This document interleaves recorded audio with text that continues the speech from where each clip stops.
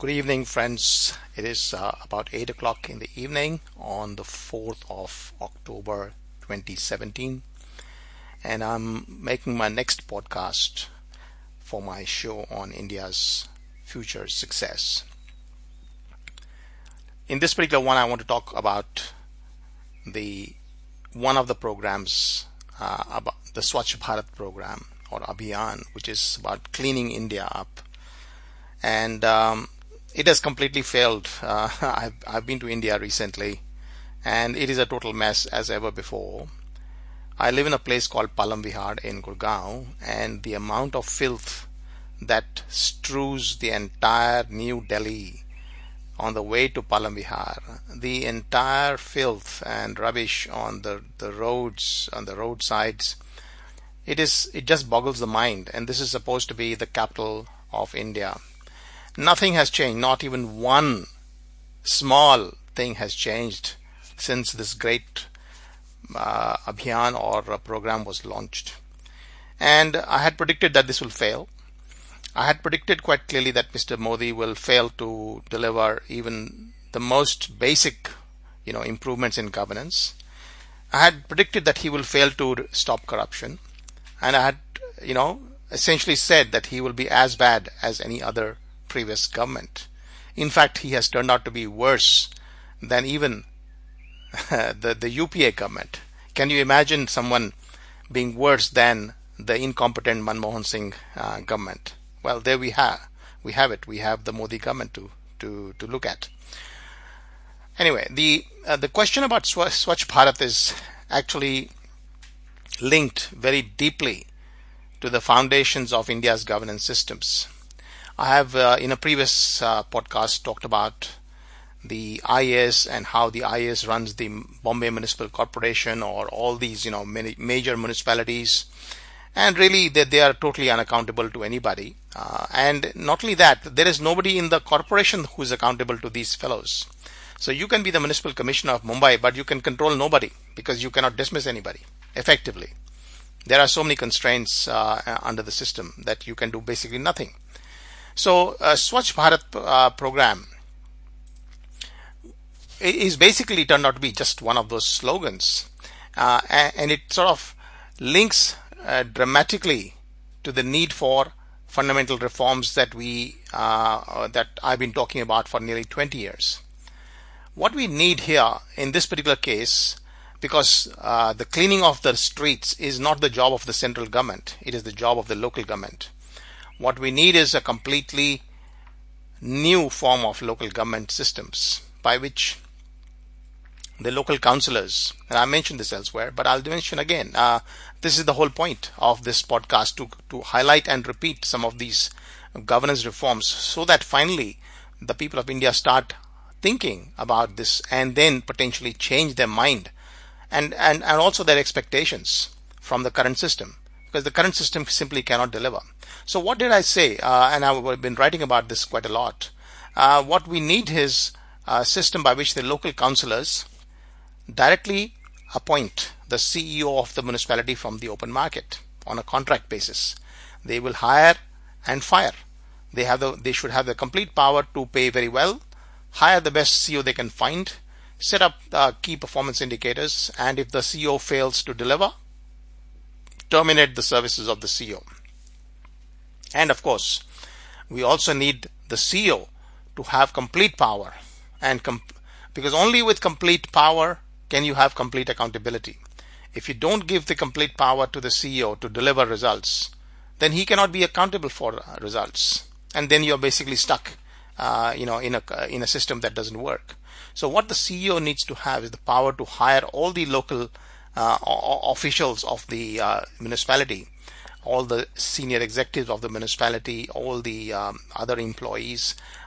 He should have the power to hire people on contracts or any other method that he likes, so that the results are delivered.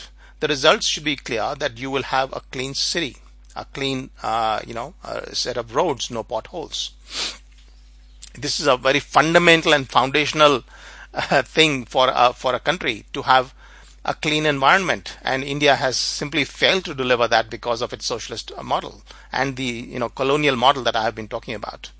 So what we would then have is the CEO would use things like e-procurement, and naturally that will be part of the. I'm not saying that's the only way, but what we have seen across the world is that modern e-procurement auction methodologies are used to hire competitive services to deliver these outcomes for the people, and waste, rubbish disposal, etc. You can get the best results through these competitive auctions. You need to have high quality contract design, and these are features of modern economics and modern incentive design. You need to include all these new concepts into the governance of these municipalities. You need to have constructive compliance, which means you need to tell people about what they need to do. Like, it's not going to be simply possible for you to go around cleaning up after people throw their rubbish on the streets. You also need to have a policy of fining the people. We know Singapore is sparkling clean. One of the key reasons for that is that Singapore applied common sense governance, and that includes the fining of issuing fines and enforcing the fines, and compliance once the laws are created that thou shalt not throw rubbish on the streets. So this will be part of the job of the CEO, but he cannot be involved in politics, because he's if somebody is well connected, they will say, no, I can't be fined. Well, that's not going to happen in this modern municipality that we will have in India, in every part of India.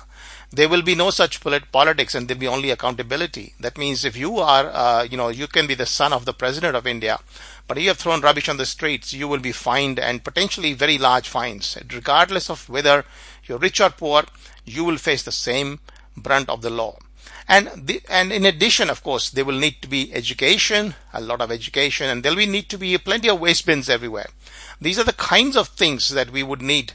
I mean, just illustrative. There's so many things that a good municipality does, and I won't go into details because that's pretty much the standard best practice literature that I talk about. But what we have in India is the worst practice. We do not have absolutely any idea of how to run anything. And then, of course, we have this, the Dalits are picking up our rubbish in the head, carrying rubbish in the heads. This kind of real backwardness, which is about 150 years old ago, this kind of things were happening in the world. In India, we still do that today. And there is this hierarchical model which runs the municipalities, and this total lack of accountability. So I think what I've been saying is that Mr. Modi is a total failure. He is a total dud. And I use the word dud because he's, apart from being, what I have very strong views about, I have very strong concerns about what he has done in terms of his handling of the riots in 2002. In fact, I believe he's implicated in many of these things. But leaving that aside, he's otherwise a dud. He doesn't seem to take any advice. He implements random policies.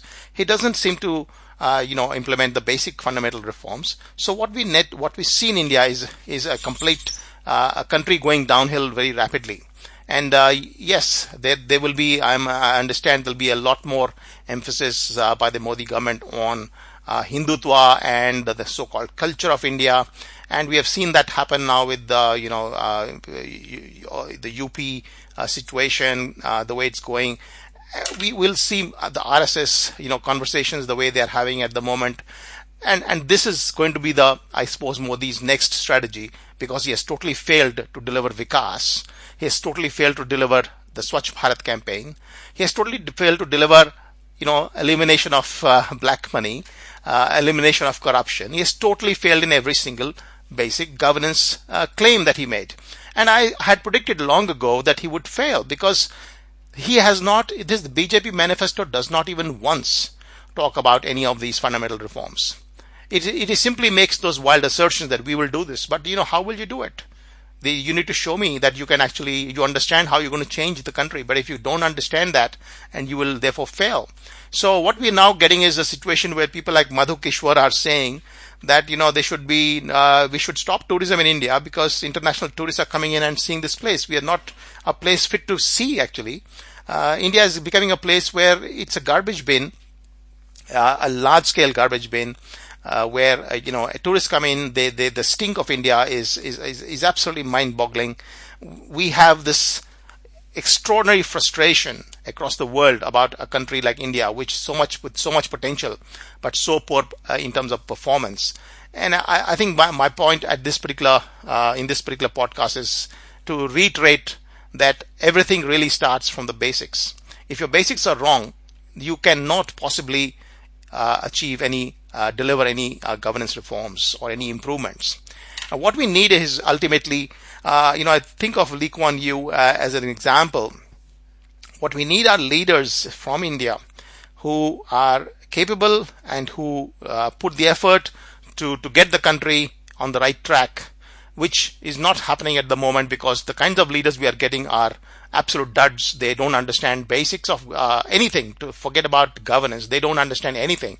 They are superstitious. They live in their medieval era ideologies. These are the kind of people who were suitable for India maybe 2,000 years ago. They're not suitable for India today, and yet we have continued to vote them into power. Or we have this absolute incompetent economists like Manmohan Singh, who are simply incapable of understanding the basics of governance, and they come around and pretend to be economists and again lead the country down the path of misrule. You go back in time, you have this person, Chanakya, Kautilya, we call him as well, who I repeatedly say was the smartest governance specialist, economist and a governance specialist, perhaps in the world, and perhaps never again we have seen somebody of his caliber, except people like Lee Kuan Yew, who come pretty close. But what we see here is that the ideas of governance that are embedded in Indian history, in the Arthashastra, are what we need today. And yet the Indians who are so-called bringing us back the Indian culture, they don't understand Arthashastra. They don't understand the basics of economics. The demonetization thing was done in an absolute haste with absolutely no thinking and caused so much grief. The GST has been administered in an absolutely ad hoc manner with the 7 layers of GST, and also the fact that alcohol has been kept out of the loop. It is totally impossible to implement this weird program, and it is not going to give the kind of bonus that Indians expect. So all over the place we are hearing reports of the country going downhill, unemployment increasing. What we need now is people who are out there in India, waking up, understanding why their condition is so bad. Why do they keep on wasting time voting one socialist to power, then another socialist to power? And yes, they're all socialists because they have basically followed the same socialist model that Nehru had implemented. You can pick up Indira Gandhi, you can pick up Vajpayee, you can pick up Manmohan Singh, you can pick up Modi. They are all doing exactly the same thing, which is what I call the socialist model. So what we are trying to do, what we are offering to India through Swarna Bharat Party, is the solution that India has been waiting for 70 years. My only worry is that the time is fast passing. There is a kind of effort one is put in, 20 years of effort trying to explain the message. There seems to be very little uptake at the moment of this fundamental message of reform, and I really don't know why. What is it in India that prevents us from understanding good economics and good governance? Why is it that the West has got such excellent specialists in this area? And I work in the West, for example, I work in the Australian government, but also all over the West there is a very high level of quality of literature on governance. And despite all the bad policies that politicians sometimes make, the West still continues to survive and to thrive. It is at least progressing to some extent, despite all these weird politicians that the West gets from time to time. So the fundamentals of governance have been embedded in their systems for the past hundreds of years now. What is it in India that we do not want to think about governance? Why do we assume that everybody who wakes up one fine day has got no understanding, no training on this issue of economics and governance? Why do we think that this person is now fit to be our chief minister, prime minister, etc.? When we are talking about the need for real solid thinking And I understand that Lee Kuan Yew was not a governance specialist as such, but he did this solid thinking. And we don't see anybody. I can't see anybody on the horizon. Of course, we have some good leaders in Swarna Bharat Party, but I don't see normally, the kind of leaders like Lee Kuan Yew. We don't see them at the moment in India who can explain these things to Indians and help them to take their country forward. Because until people of India understand this, they are not going to take ownership of the reforms, and they will therefore not be able to distinguish between useless fellows like Modi and the kind of leaders they need. People like Chanakya, people like Lee Kuan Yew, people like the ones that Swarna Bharat Party is trying to build and to offer. I would once again, I think this is all for today at this point in time. It's a short podcast, but I'll just close it here and request everyone who's listening to share this with everybody else and to share my other podcast, my writings, the Swarna Bharat Party manifesto, my blogs. The points that I'm saying are such basic common sense. Everybody in the world understands that. Please, India, also wake up. It's time, I think, for you guys to wake up, because otherwise your one more generation will go by. You will end up in a pile of rubbish. You will end up so-called rich, driving your Mercedes in the most roads with potholes. You will end up with a country where there's no law and order, no justice. The police are criminals basically, and your entire system, your entire life is dependent on whom you know, rather than on the fact that there's a good system at work to defend everybody. So if you want good systems, you need to understand these things. This is my request. I showed you why Swachh Bharat Party program has failed. I can explain many more things. Please let me know what you'd like me to talk about. I can pick up any policy, energy policy, infrastructure policy, water policy, anything. I keep saying there is not one single policy in India that is on the right track. Every single policy is wrong. Every single governance system is wrong and defective. And when you are in such a bad shape, you really need to understand how to fix it. And I don't see that kind of desire in a big way in India to learn about why and what has to be done to fix it. I think my life has almost gone in terms of 20 years of work on this issue.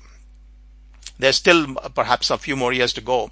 But I think it is a bit disappointing that so much could have been done for India in these 20 years had Indians woken up and taken an active interest in this, and look at the condition that they are in today.